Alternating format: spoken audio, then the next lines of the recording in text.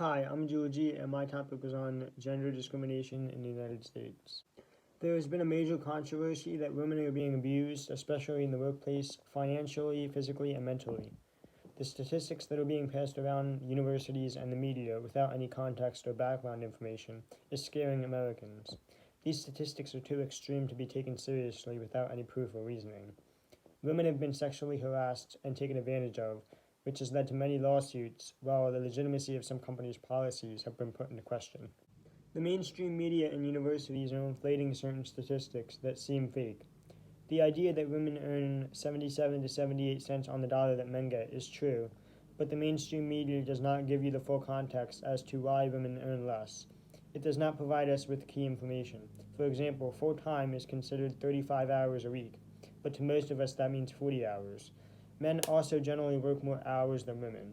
This statistic does not give us the background information of education and years of experience that men might have over women as to why they are paid more.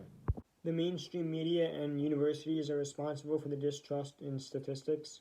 Everyone has to question the source to find out if they're absorbing factual information.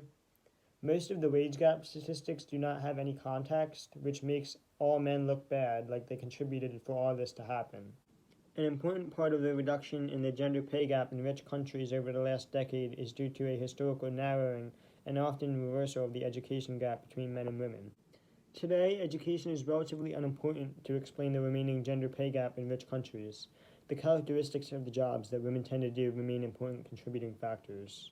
The gender pay gap is not a direct metric of discrimination. However, evidence from different contexts suggests discrimination is important to understand the gender pay gap. Social norms affecting the gender distribution of labor are important determinants of wage inequality. The available evidence suggests differences in psychological attributes and non-cognitive skills are modest factors contributing to the gender pay gap. Men usually have more flexible hours to work because they tend to give up social events more easily. If we were to compare a man working 40 hours a week at McDonald's and a woman working 40 hours a week at McDonald's, they will both earn about $340 a week.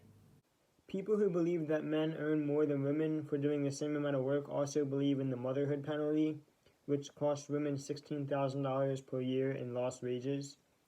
Employers think that these women are less devoted to their jobs. If the employer had a choice to hire a mother or a woman without children, they would pick the one without children because they can seem more committed to their job rather than the one with children. The United States doesn't even fall within the top 10 countries with the biggest wage gaps. Like South Korea, Russia, Switzerland, Brazil, and Denmark, I think we should be focusing on these countries before the United States. Some facts about the wage gap: mothers, including those who never left the workforce, get paid less than other women.